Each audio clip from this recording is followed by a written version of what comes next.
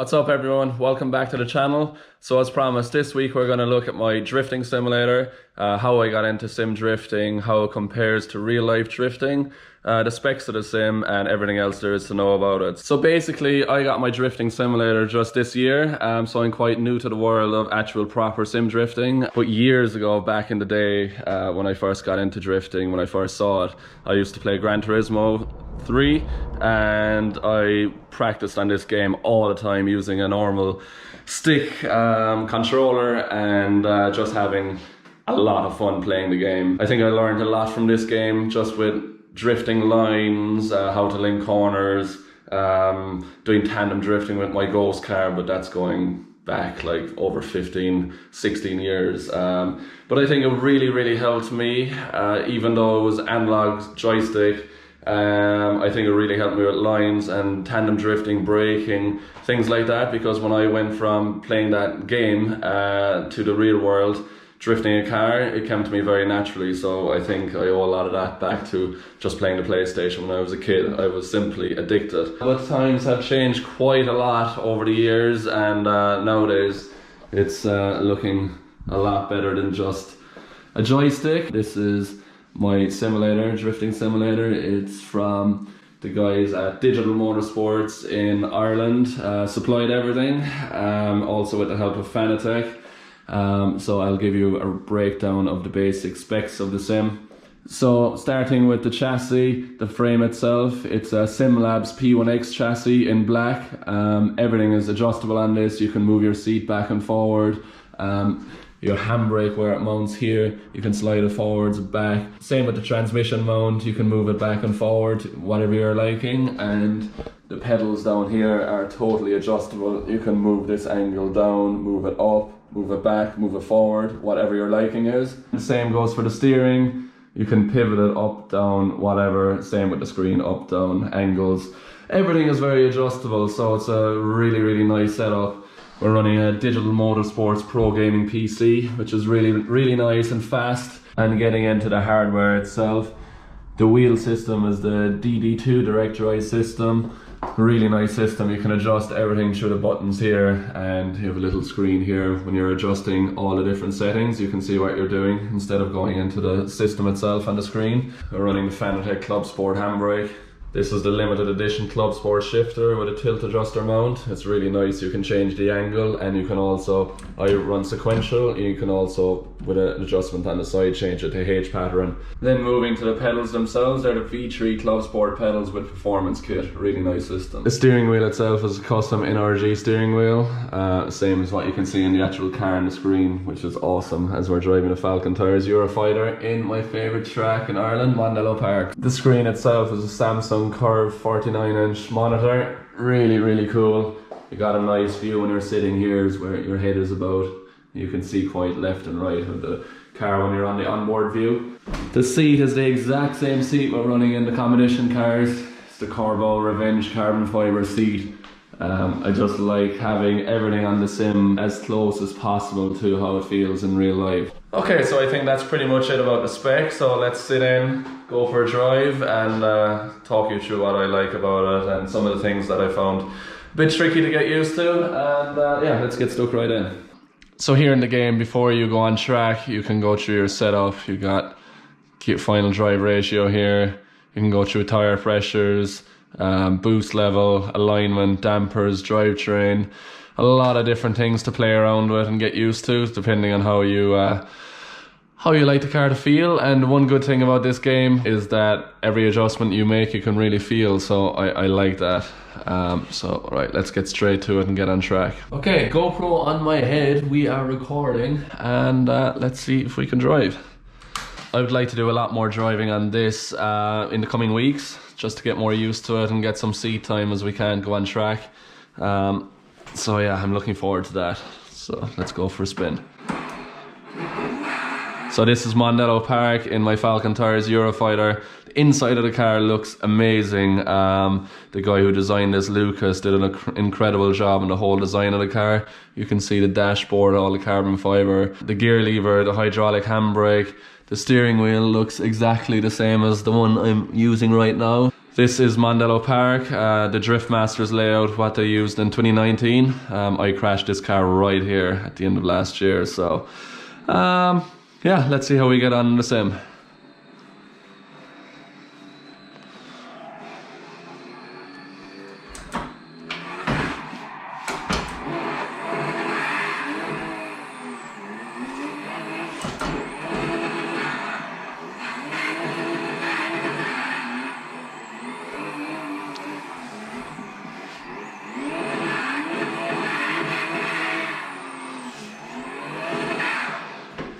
One of the biggest things I found difficult to get used to using a simulator is the fact that perception of speed. So in the game you're going a lot faster than it looks like visually. So a big part you need to get used to is like using enough braking coming into the corners, because it's really hard to get that sense of feeling that you would have from a car with 800 horsepower in real life, and to put that feeling in the game is very difficult because you don't have the crazy G-forces and everything else like that like you would in real life. So right, let's go for first full run and see how it goes. Start line here, roll around the first corner, first gear, second, third, fourth, on the handbrake, foot brake.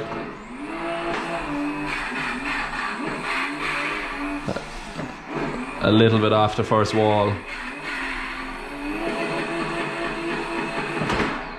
Big braking zone. Upshift. Up another gear. So the gearing is a little bit too short.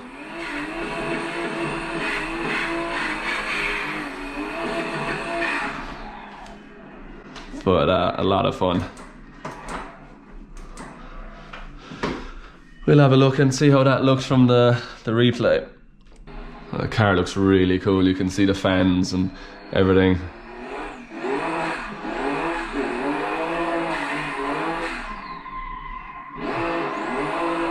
It's off that first wall a little bit. It's actually really difficult. It's a bit like the game, or it's actually like the real thing, because that first wall is really difficult to get, and quite off that clip as well.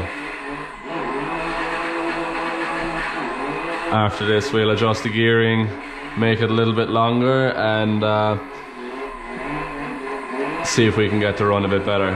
But the car looks awesome. Let's see how it feels. Let's roll around the first corner.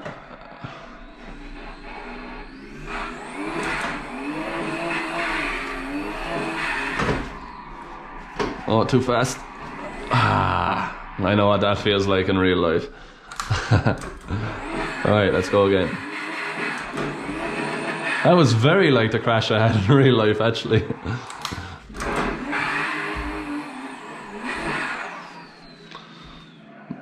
Smell of fart after the crash.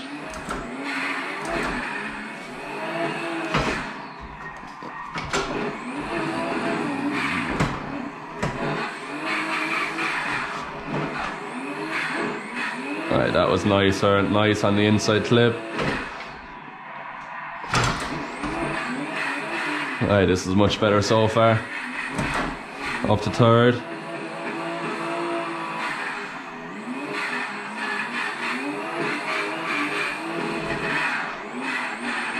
Oh shit. Right. One more time, let's get it on the third lap. That was nice, much better until the last corner.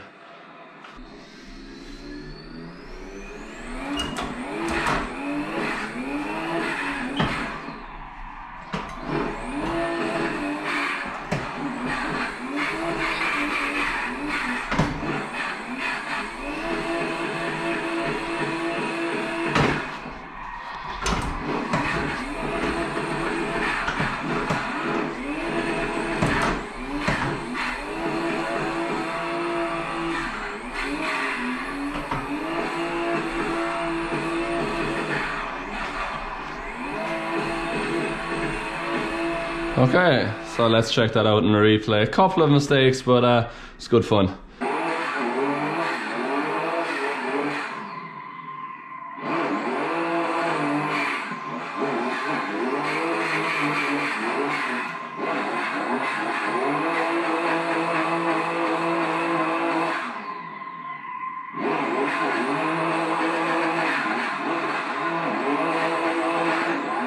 Few corrections on the gear changes, but overall you can see how hard we're working. A lot of left foot braking.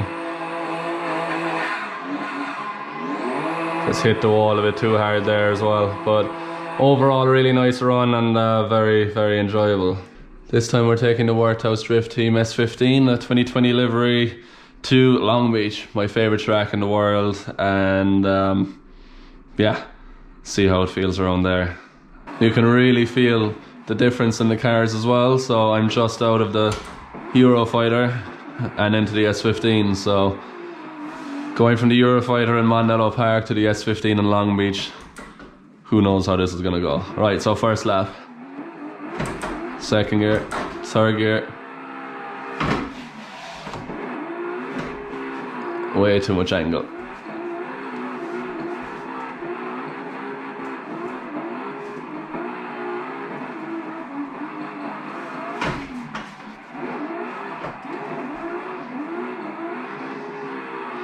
This track is just incredible, both in the game and in real life. It's just my favourite track in the world. It's an undescribable feeling coming around that first corner, looking at 15 or 20,000 people packed in the grandstands, and you're just basically playing pinball with the walls. So scraping your back bumper off to the left wall and in straight, transition under the bridge onto the right wall, and keep going full throttle in third gear onto the next wall. You transition back, you have a wall, inside clip, and back to the wall again. So many opportunities for crashes. It's the first round of the year for everybody. New cars, new setups, and you just never know what to expect, but it's so much fun. Okay, so one more run. Let's try to do this.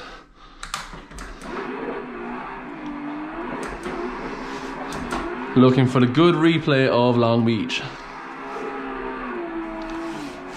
Something that I'd be proud of in real life. That's what I'm aiming for. But I need more practice at the sim.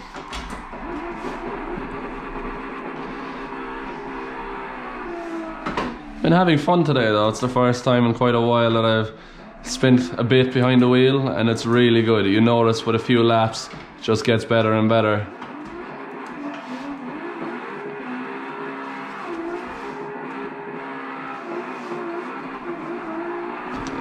Hit the wall too hard. So let's do this. Second, third.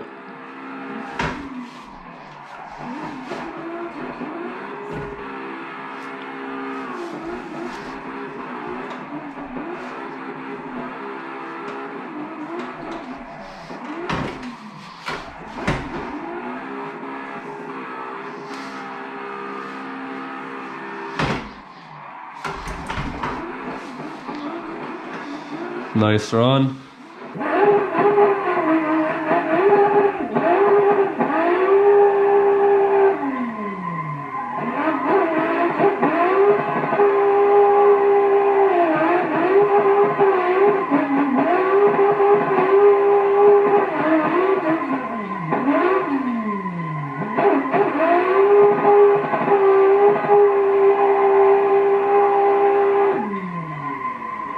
So in terms of simulators, and especially for drifting, there's so many different types, a lot of different ones depending on your budget level. So if you're interested in getting one for yourself, just have a look online, because I had no clue about modern day simulators and what did I need for a computer, what's the best game, how do you set it up. So just get in touch with someone that has experience on it, and they'll guide you in the right direction. There's so many different sim setups for all different budget levels, and yeah, it's a really good way of getting into the sport. And even in times like right now where you can't go to the track, for me and many other drivers across the world, it's the best place you can practice and the best place you can have fun and stay sharp. So I hope you guys enjoyed this week's video. looking forward to seeing you guys next week for something different, and see you guys then.